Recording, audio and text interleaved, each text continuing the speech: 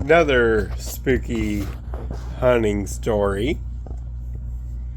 About 2 years ago, me and my son were hunting up Unit 31 here in Idaho.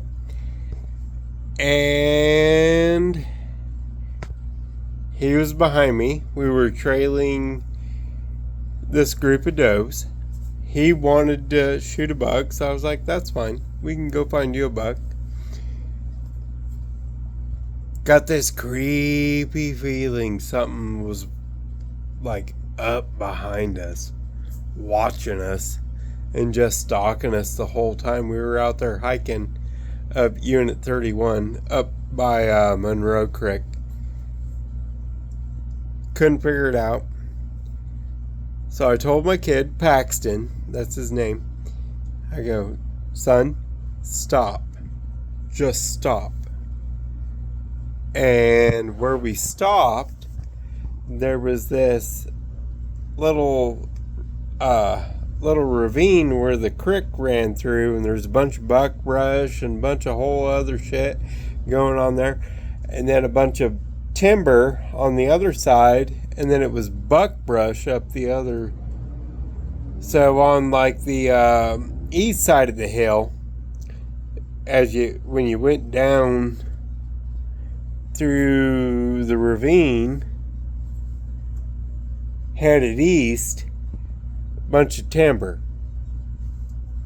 West side was buckbrush and sagebrush and tall grass. Got this creepy feeling that something was watching us. And I told my son, Paxton, I go, stop. I go, let's just stop. Sit here for a second. I go, let's just look over here on the east side. Let's just look at the east side of it and see if anything moves. A big old timber wolf went running through the trees. And I looked at my son and I go, you see that? And he goes, yeah.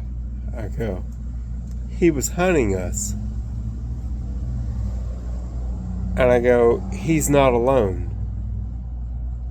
Needless to say, we didn't take our time getting the hell. I know that area really well. I grew up hunting it, so I knew the fastest route back down to the main road to get back to the truck. But it's really spooky when something is sitting there and watching you and hunting you and stalking you. And the fact that it was a wolf means that there was probably 4 or 5 others that I didn't even know about. My son definitely didn't know about. But just pay attention when you're out in the mountains. Pay attention, especially in Idaho, because they released the timber wolf, which isn't a native wolf species to Idaho, at least this part of Idaho, southwestern Idaho. Just pay attention.